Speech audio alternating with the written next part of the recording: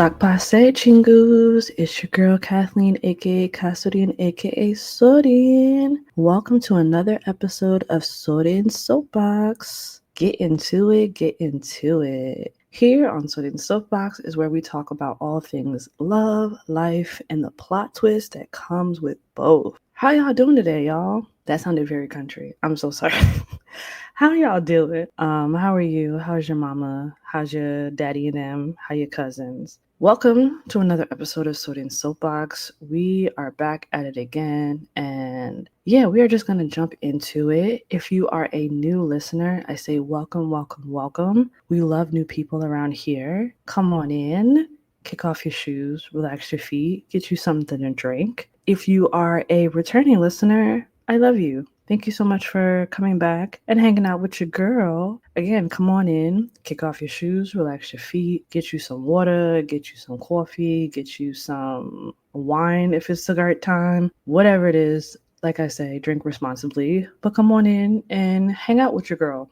So we are gonna just chat today, honestly. I wish I could say I have like a very pointed topic that we're gonna be discussing in today's episode like I did last time with When Good Girls Grieve. But honestly, I just want to chat with y'all. I realize like not every episode has to be a very serious and hard topic. Some could be light and fun, and some could be a mix of both, right? I talk about something that's just very casual, or I talk about something very real because, like I said, my life comes with plot twists. And so here we are. So yeah, if you are coming on in as a new listener or a return, again, I appreciate you for tuning in again and hanging out with me. So we're just going to jump right in, starting off with Sodium's Life Update, where I just talk about what's been going on with me, what, I have going on in my life, whether in the past 2 weeks or just overall what's just been happening. And to be honest, I'd be saying that nothing happens and then there's a lot happening at the same time. Like, it's actually quite interesting. But yeah, school started a couple weeks ago and my schedule has been picking up. And so it's been kind of hard readjusting to all of it, but also I'm not complaining at all because, child, I have a couple trips coming up in this fall and I need money to save. So I'm not complaining at all. And God's been really good about providing for me despite not having your traditional job and your traditional 9 to 5 type thing. And I'm grateful because the school I work at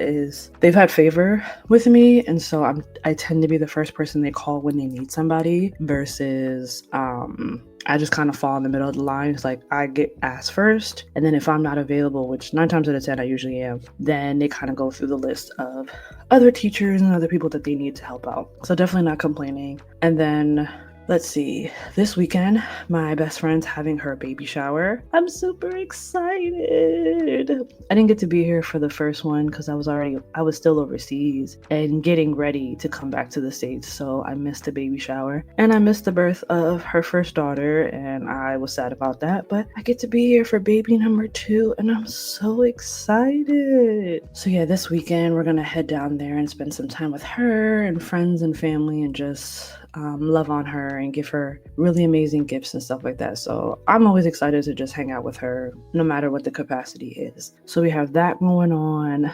Our church is doing what they call mid-sized groups, which is, I don't want to say Bible study, but basically like community groups, life groups. And so it starts this week, and the class that I'm taking is called Rooted, and it's like a 10-week course that goes through different scriptures and Bible themes, and I'm not sure the ins and outs of it, but it's basically for those who want to have a consistent rhythm, I guess, in their faith and in reading the Bible and understanding certain books of the Bible, certain chapters. I'll probably know more once I actually take the class the first day anyway, because there is a book that they're giving us. So I think once I have the book, I'll have a better understanding of what themes and topics we'll go into. Last year I did a Meet Your People class, and that was pretty good because I had just moved down here. I had just joined the church. And so I was really intentional about trying to make friends and make what feels like a big church feel small and feel like I have community and family. So I joined that group, and it was just interesting because of the fact that I was going through a really hard time. And yet I was still showing up weekly, and people were surprised to hear of the things that I was going through.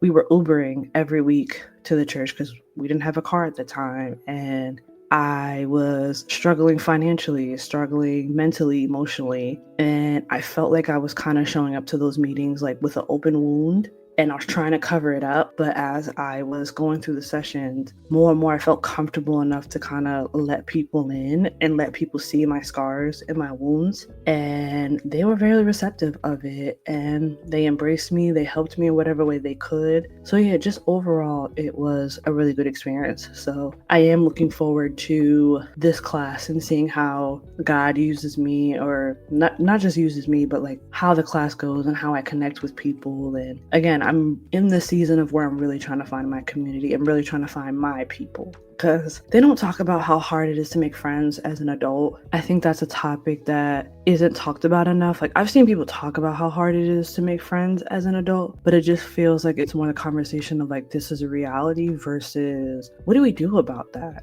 Like, what do we as the adults do about making friends? And I realize like a lot of it has to do with society, social media, all of those things that kind of keep us all isolated. And therefore, when you try to step out of your comfort zone, it's kind of awkward, because it's like, think about it. If you go to the store, if you go to a bookstore, everybody has their headphones on. I know there are a lot of like social groups like trying to fix that, but I just don't think there's enough conversation around what are you doing as an adult trying to make friends, and then how do we overcome that? Because there's conversations about having your tribe, having your village, having your people, but then it's like, what are we actually doing to attain that and to achieve that? So I think the reason why I'm on this rant, on this soapbox specifically, is that I've been doing my best to try and put myself out there, be a little bit more social, be a little bit more, just put myself out there essentially, and greet people, speak to people. Because I also know like I tend to have an RBF face, and so most people think I'm mean and I don't want to talk to nobody. But 9 times out of 10, I just be in my head. I just be in my head, just thinking about 30 million things all at once. And so looking at my face, you're like, dang, she don't want to talk to nobody. But if you come up to me and speak, I'm all smiles and I'm just like, oh, hey, how you doing? Like all the things. But yeah, I've just been very, very intentional about greeting people, speaking to people. And I think, funny enough, I was voluntold to be a greeter at our church. So, the greeters at the front door. And I don't know how we got here, but we're here. So I said we were going to just chat. So I'm just going to follow wherever the tide takes me. But yeah, I'm a greeter at the door. And the girl who voluntold me, she was like, yeah, you guys have such smiling faces. People need to see you. Mind you, I was hiding in the cut with my sister. We were at a new church and we were just trying to figure out where to go until service starts. And so we were hiding, literally. And the fact that she found us and she was like, no, people need to see your faces. We need you as greeters, blah, blah, blah, blah. And I'm not going to lie. Being a greeter has definitely changed me in a way where it's like, I'm making eye contact with people. I'm smiling. I'm greeting. I'm engaging with people in conversation, ask them how they're doing. Just again, stepping out of my comfort zone in a way that I don't think I would have ever done, because that's not part of my background. That's not part of my story, essentially. But yeah, so like I said, I think I'm just really on this journey I want to find my friends. Like, I have friends. I don't want to make it sound like I'm just an Eeyore or whatever. I have friends, but I really just need community, because I keep thinking about the fact that, like, at the point that I get married, at the point that I have kids, I want my family and my kids to be surrounded by people that I trust and that I can feel vulnerable around and transparent with. And having friends in theory, but not having, again, that village or that tribe has just been really important to me. I don't want to, and I think because it's part of like how I grew up. My parents moved around a lot and we kind of isolated ourselves from other people. And that's a whole nother conversation in of itself. But I think because of that, I've just naturally been like, oh, I don't really need anybody. I'm good by myself. Like, I'm good with my family and that's it. But I'm like, no, I want a community. I want a tribe. I want people that my kids can call their aunts and uncles. They can go hang out with their kids. They can spend time with them. And I don't have to worry on the inside, like, oh, are my kids in danger or whatever the case may be. I hope I'm making sense with this. But yeah, I'm kind of just throwing myself into various church groups and activities for the purpose of, one, growing, obviously, but two, just wanting to find my community. So yeah, I mean, that's pretty much my sodium life update.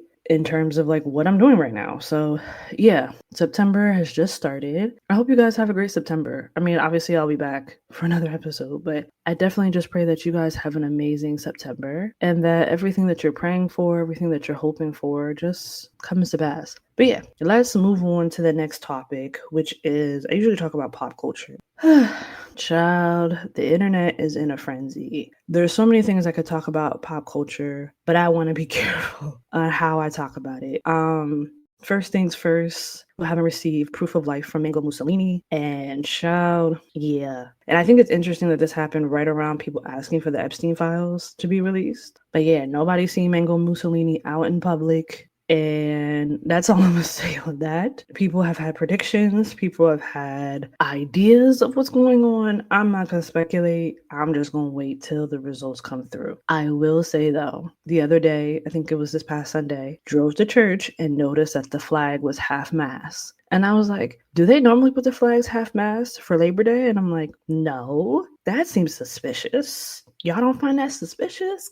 I find that suspicious. But I'm not going to dwell on that because I don't want the people them coming to get me. So I'm going to just quickly move on. In other pop culture news, this lady on TikTok was making a quote unquote joke about the lunch her husband packed her. If you haven't seen the video, basically this man packed her everything but a real lunch. He packed her a 2-day-old Chipotle. He packed her random open cookies, an apple, a fourth of, I guess, some type of Pringles chips, just a bunch of things that you can very clearly see was thrown into the bag. But the most intentional part of her lunchbox was a Ziploc bag of doggy food with 2 sticky notes on there that said, "Because you're my dog, and please bring the dog food back because the dog is running out of food." And she just thought this was hilarious. And I said, if you like it, I love it. And of course, people in the comments were saying, oh, your husband hates you. Your husband, girl, you need to get a divorce. You need to get out of there. And I'm looking at the comments like, y'all wasting your time. Because I guarantee you she gonna make a response video talking about some she love it here. And what happened? She did just that. She's like, oh, me and my husband, this is how we joke. I find it hilarious. But I guess this is just our marriage. Girl, keep him, okay? We don't want that man roaming in our streets terrorizing us. Keep that man. And I saw a picture of him, and I know you're supposed to talk nicely of people. He looks like he snuck on Earth. So girl, keep him. we don't care. We don't care. And, there was a division about like, oh, y'all are making this too serious. It's just a joke. No, a joke is that would have been her lunch. And then he was on the side watching her record, and he came out and said, psych, here's your real lunch. I stopped by the store and got you something. Or psych, I actually made you a real lunch, whatever. That would have been a joke. That would have been a hee ha ha. But the fact is, that lady still never had a lunch. Like, I want y'all to really understand. That lady never had a lunch. Meaning, you made this video, but you still ain't got nothing to eat. So you laughing and you hungry. That's not my kind of joke. You laughing and you hungry? Girl, please. But yeah, so people have been talking about that and what that means, because not necessarily what that means, but for some people, they do take it as a joke. And other people are like, you get exactly how that man treated you. And this isn't the first time he's treated you like that, which I don't disagree with. This isn't the first time he did something that was a joke. Cause like, for real, why would you give somebody dog food for lunch? Weaponized incompetence will beat y'all every single time. And like I said, as my sister and I say, to T'Chaka's throne, which is just our rendition of to each their own, but to T'Chaka's throne, because that's not my ministry, that's not my calling, that's not my desire for my life. I wish a man would give me dog food. I promise you, one of us is eating the dog food, it's not me. But anyways, let's quickly move past that. So in other pop culture news, I kind of want to touch upon like reality dating shows. Now, I'm going to be transparent. I don't watch none of it, to be fair, but my sister watches a lot of them, and therefore, because she watches them, she likes to talk to me about them, so I be in the know about stuff, even if I don't really watch any of the shows. So if you're familiar with shows like Love is Blind, Love Island, Perfect Match, I think there's one called Are You the One? So these types of shows, I don't particularly care for them, mainly because I don't like how the Black women are treated on the shows. It makes me cringe. It makes me angry. It's upsetting to me and my homegirls. I don't like how Black girls are treated on these shows. I think the only dating show I watched was the first season of Love is Blind because it was the middle of the pandemic. It was a new show. It was a new thing. And that was the episode, or that was the season where Cameron and Lauren were first introduced to America. And I fell in love with them. Like, I'm sure everybody else fell in love with them. And watching Love is Blind, I was like, oh, I could go on this dating show because for me, while I may find a person's physical appearance attractive, I love a man's mind. I love deep conversation. I love somebody who can be transparent and vulnerable and not hold back. Obviously, I'm not talking about love bombing here, right? I'm just talking about there's a level of consistency in the communication and the vulnerability and the getting to know each other, all of that. And so in seeing that play out on Love is Blind, I'm like, oh, I could see myself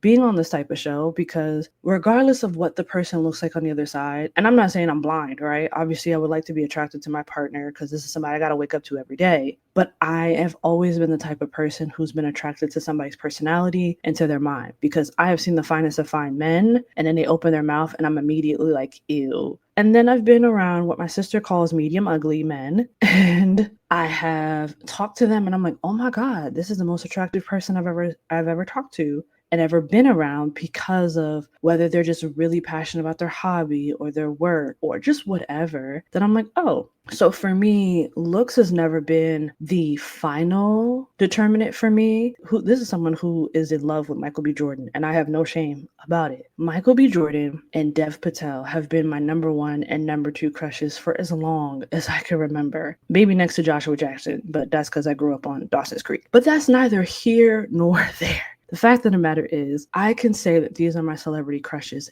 and also recognize that I can look past the exterior and be like, what is your mind like? And again, this goes back to why I hate small talk because it feels like small talk is obviously surface level and I hate that. Like, I can't tell you how badly that grates on me. I hate small talk. I will check out very quickly. If all you want to do is ask me, what are you doing? Where you at? What you watching? How was your day? Give me something. Give me something to latch onto. But anyways, Love is Blind, I thought it was a great concept until I guess like they started getting money and views and this, that, and the third that now they've lost the plot. So the reason why I'm bringing up this conversation about dating shows or whatever is because this recent season of Love Island where we had beautiful, amazing Black women on this show who deserve the world and more are getting dragged for filth because of problematic people, because of production, because of just everything. And it's just like,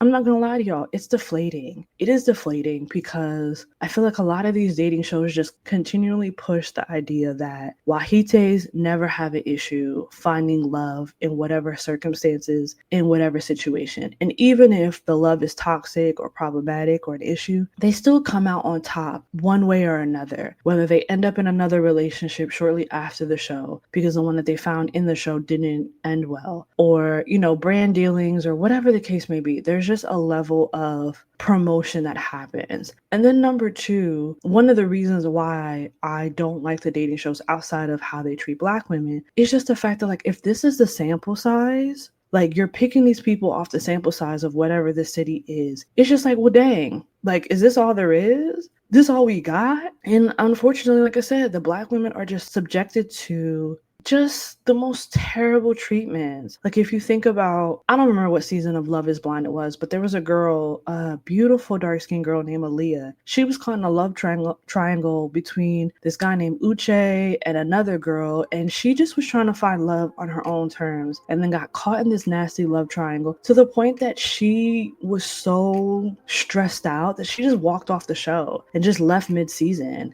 Because she was just like, I don't want to deal with this. This is affecting my mental health. And rightly so. And then they dragged her back to have a conversation with this man. And he proceeded to just gaslight her and make her feel bad for walking away because he was like, oh, I'm committed to this and you left me. It just was nasty. And then we have another show called Love at First Sight or Marriage at First Sight. Child, I don't know the names of these shows. But there was a couple, Chris and Paige. And this man kept telling everybody how he found her unattractive. He wasn't attracted to her, all of this, but was still sleeping with her. And then behind her back, just telling everybody how ugly she was, that he didn't find her attractive, that actually he still had a relationship with his baby mama, and that there was a kid on the way. He still had a relationship with his ex-girlfriend. They had a baby on the way. It just was messy. And she just was in the show trying to find love. And again, I'm not trying to say that every black girl that comes through these dating shows is innocent and hasn't maybe had their flaws or whatever. But the overarching theme that we just keep seeing is that it just feels like black girls don't deserve love to the same extent as their counterparts. And I'm just like, I'm sick of seeing this. I'm sick of seeing this on my timeline time and time again, on my TV screen, on my TV show. It's just like, dang, like, what are we really doing here? And then if you flip it and it's like an all-black dating show, it's nothing but struggle love. It's giving Love and Basketball. And if anybody knows me, I hate Love and Basketball because it's a struggle love. There's nothing about the show that gives, ooh, I want this for myself. So yeah, I just wanted to talk about the dating shows, or the fact that I don't care for them, because I just feel like every time I see a girl who looks like me to some form of fashion, thinking she's gonna finally get her love story, because obviously I'm not saying that these people don't necessarily come on these shows because they're hoping they get brand deals and endorsements and they get an increase in followers. I'm not saying that, but that also applies to men as well. I think also it's just like there are some girls on there you can genuinely tell they came on the show for love. They've tried everything and they figured, oh, you know what? Let me get on this dating show. Let me get on this reality TV show and find my partner, find the person that I love. And then they get royally screwed over, or the production and whoever else is behind the scenes, its whole agenda is, how can we embarrass this girl? How can we ruin her? How can we make her look like the least desirable girl in this show? And it's painful and it's heartbreaking. And I guess the reason my anger is so palatable is just because as a dark-skinned girl, I know the situation all too well. I know what it feels like to hear you're pretty for a dark-skinned girl, or to hear from a man that I'm attractive enough to be with behind closed doors, but not attractive enough for you to hold my hand or stand next to me in public, because that's not the perception you want people to have. Or, you know what I mean? You're not comfortable with being out in public with me for whatever your insecurity is. And yeah, I know what that feels like. I'm not going to talk about it today because it would make me actually livid. And plus I realize it's their loss, it's not mine. But yeah, it's just, I think every time I see a beautiful black girl just get mistreated, I have a righteous rage and I'm ready to flip things over. I'm ready to flip a whole table like Jesus did. Like I'd be sick of it. I'd be so sick of it. But yeah, so that's pretty much all I have about pop culture. I would love your thoughts. Do you have any plans for September? I know a couple people who have September birthdays, so I wish you guys happy birthday in advance. I know school is officially back for everybody, so whether you're in the South or you're up north, because I know like Jersey, school usually starts in September. Here, school started in August, and I know in other places like Florida, school starts in August. I think also maybe like Virginia and the DC area. For everyone else, if school started for you this month, I send out my wishes, because I know that's very difficult for everybody right now. And then if you have a birthday, happy birthday. I would love if you have any plans for the fall. To me, we're officially in fall season. I know for some people it's late summer, but it's September. We're in fall season, okay? Do you have any fall plans? I just found out that the Tulsa State Fair will be opening up soon, so I'm actually excited for that. Apparently Genuine and Bubba Spark and Michelle Branch will be performing at the State Fair on multiple different days, and I'm like, what the helly?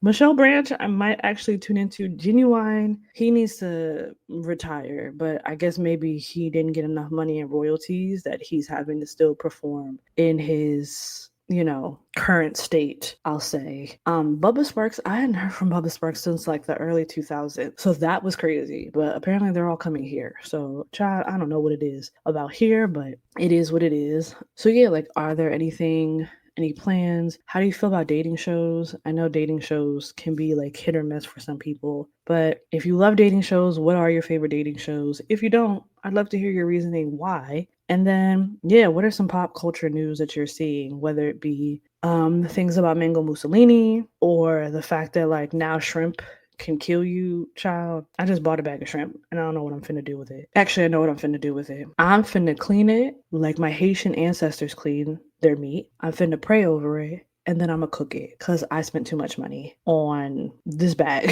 So I'm not finna throw it away. But yeah, at this point, the air that I breathe can take me out. So what's, some radioactive shrimp between friends?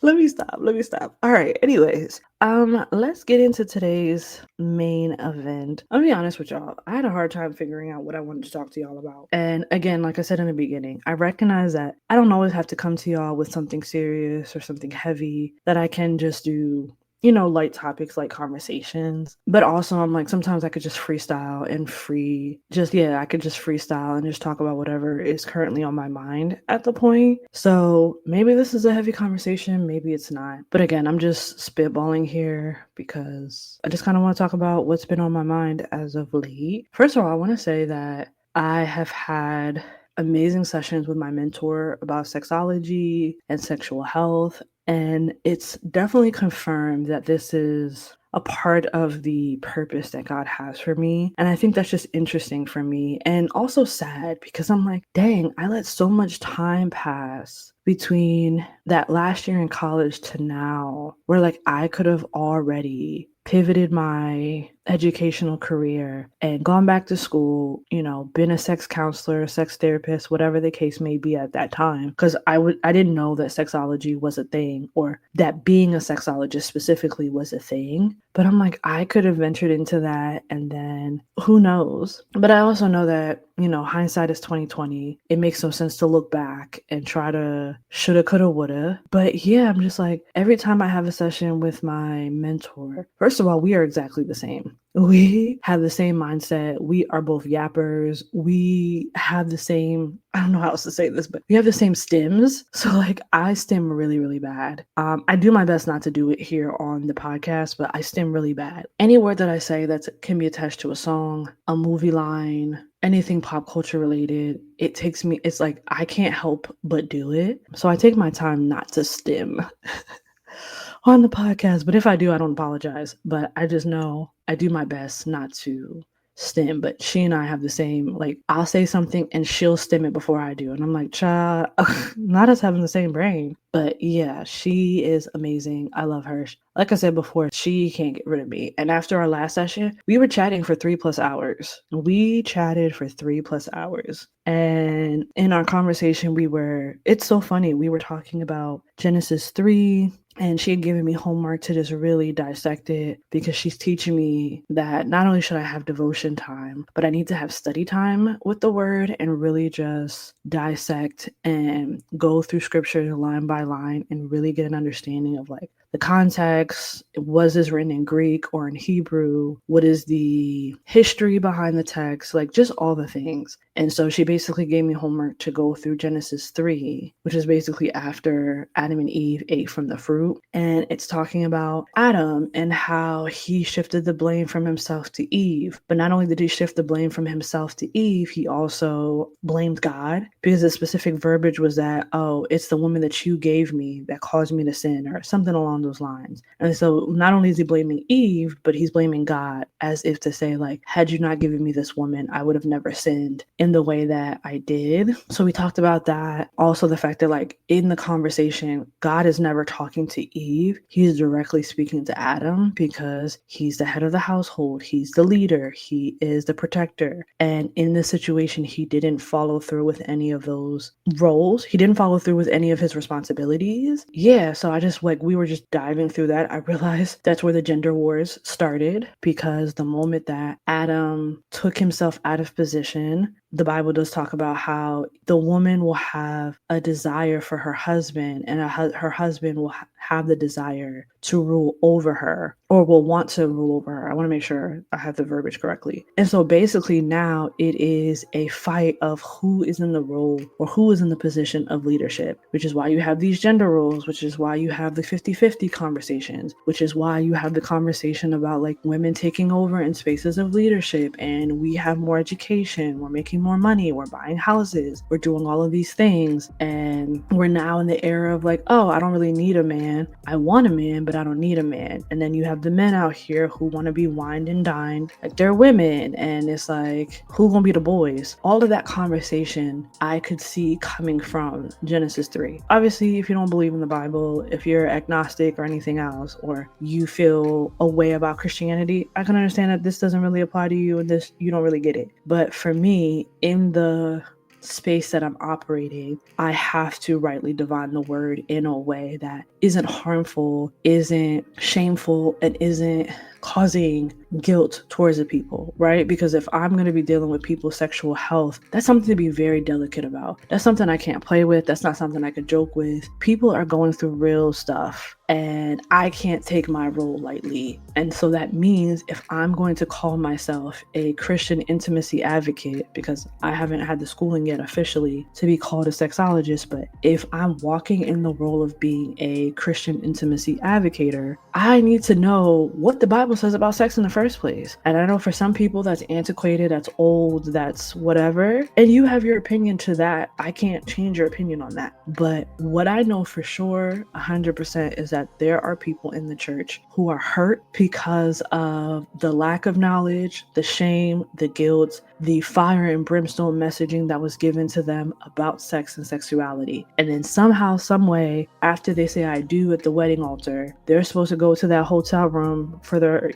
wedding night, and somehow the freakiness in them is supposed to be switched on like a light switch, and now all of a sudden they ready to do the horizontal tangle. Like, it doesn't work that way. And I think we have an issue where we're trying to brush this conversation under the rug. And again, I've said this ad nauseum, most of us have gotten sex conversations and learned about sex outside the church. We learned about it from our friends, from magazines, if we're talking about the 90s and early 2000s when magazines was such thing. We're talking about videos, we're talking about like everything but the church. Do you want to know my first conversation around sex? My first conversation around sex was my mother coming into my room with her nursing book and showing me every STI that happens and said, this is what happens to you if you have sex outside of marriage. This and pregnancy. Mind you, you can get an STI if you're married. Obviously, pregnancy in the marriage is fine, but if the man's a douche, then what? So it's just, yeah. So having a conversation with her and just feeling, I'm still very scared. I don't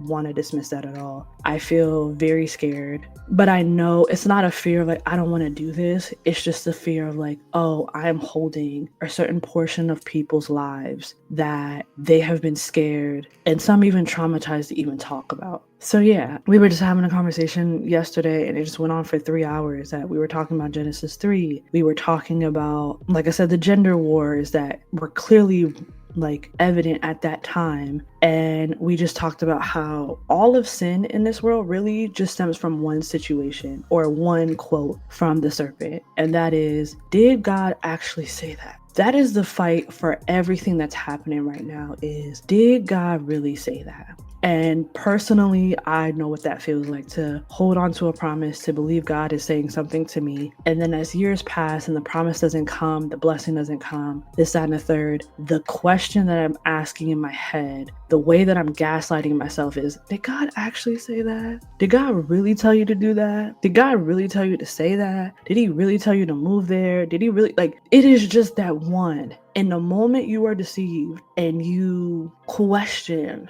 what he said is when now the lies can filter in, the uncertainty can filter in, the insecurities, all of these things, just off of questioning, did God say what he actually said? Did he promise that he would do what he actually said he would do? Child, that alone could be a whole episode of just talking about the questioning of, did God actually say that? Did he actually tell you to do that? Because then you question yourself. You question, did I hear God correctly? Am I actually in his will, or did I veer off course? And I think honestly that sums up how my whole year and a half was. Like this time last year, I think that's literally like, oh, did God actually tell me to leave Korea? Did I hear him correctly, or did I mishear him and now I'm stuck in a situation that had I stayed where I was, I would have never got there. So yeah, we pretty much just dived into that, and child, I just was beside myself. I don't even have any other words to say. I just was beside myself because I was like, wow, there's literally everything. And it makes sense why so many mental health advocates who are in the Christian space or sex health advocates, they go back to Genesis because literally that's where everything started. That's where everything began. There's so much you could go over that. But yeah, and then we talked about this new Ruth and Boaz movie that's supposed to drop. It's a Tyler Perry and Devon Franklin, who is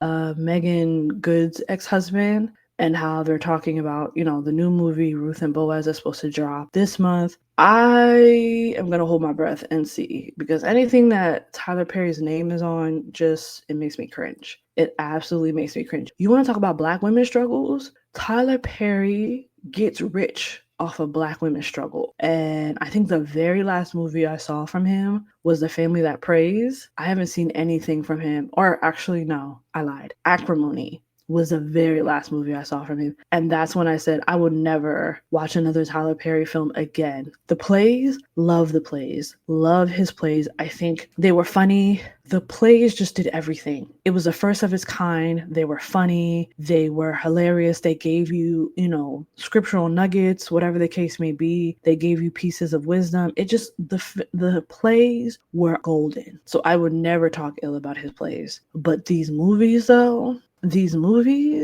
yeah, get somebody else to do it. So we were talking about that. And I just was going on a rant about, I don't understand why Ruth and Boaz are the epitome of the Christian love story. Growing up in the whole times of like, I want to find my Boaz. I want to find my Boaz. I want to find my Boaz. I'm like, you do realize Ruth's husband died first before she found Boaz, right? You do know that, right? That she had to lose her first husband in order to find Boaz. Now, don't get me wrong, Boaz definitely has some characteristics about him that are worth noting. The fact that he covered her, the fact that he protected her, the fact that he made sure like she got whatever she needed and not only took care of her, but took care of Naomi, her mother-in-law. And also, that man was old, she was young, and her husband had to die before she met Boaz. And then Boaz died shortly after getting married and having Obed. So they weren't even married that long. That man died shortly after. So I don't know who was the first person that said, oh, who's a really good, couples goal? Ruth and Boaz. Get out of here. I don't honestly think there's any couple in the Bible that should be looked at like that. Because you think about Abraham and Sarah. Abraham was selfish. That man lied twice about Sarah being his sister, and all for self-preservation. That man lied twice.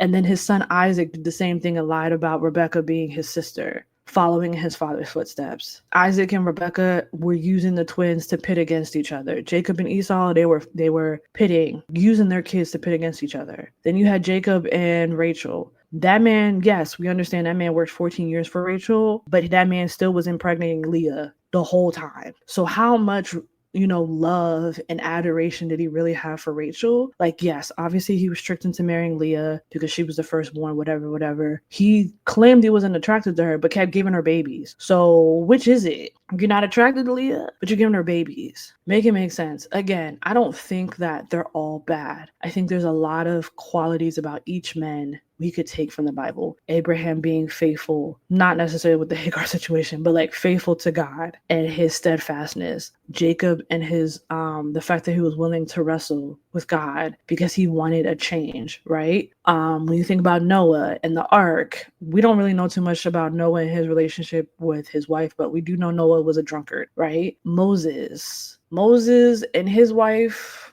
Moses being, who we know him to be, but also he didn't have a great relationship with his wife. I don't think there's any man in the Bible that we really should be, or not man, but any couple in the Bible that should be couples goals. Because everybody had their issue. David was out here being a skirt chaser. He's a murderer. And he, essayed Bathsheba. She got pregnant. That lady lost both a husband and a baby, like not too shortly after. Again, David is a man after God's own heart. We can't change that. And I think the only quote unquote love story we could actually focus on is the Song of Songs, which was written by Solomon, and the way he talks about this woman. But Solomon had 700 wives and 300 concubines. So which one of those girls was he talking about? All in all, I say this because most of the men and the women, or the couples rather, had certain flaws.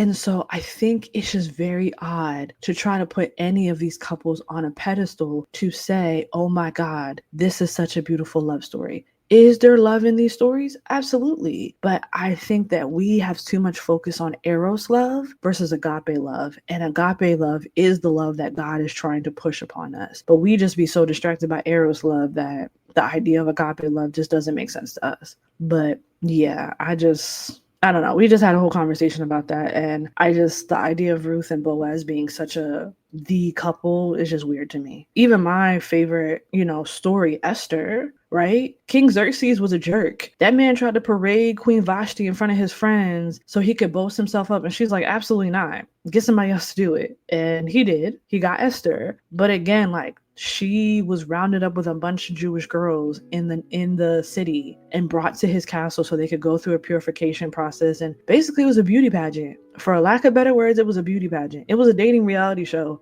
in those times. And Esther happened to win. Was it to the benefit of the people of God? Absolutely. But at the same time, homegirl didn't really have a choice. So yeah, I have my skepticism about this Ruth and Boaz. I'm gonna watch it with one eye open and see. My mentor says that maybe it might be good because it seems like he's more or less the executive producer. He's not the director of it. And it looks like there's an actual screenwriter because we all know Tyler Perry likes to produce, write, and direct all of his films. So she's hoping that this was just done on a Tyler Perry studio and he funded the money, but everything else is legit. So I think it's supposed to come out September 26th. So we will see. Best believe you'll hear from me though. I will watch it and best believe you'll hear from me. And I'm only watching it because of Devon Franklin being the actual director. If it's giving Tyler Perry put his hands and feet in this movie, I'm cutting it off immediately. But yeah, anyways, let me just get off my soapbox about that. I had a whole nother topic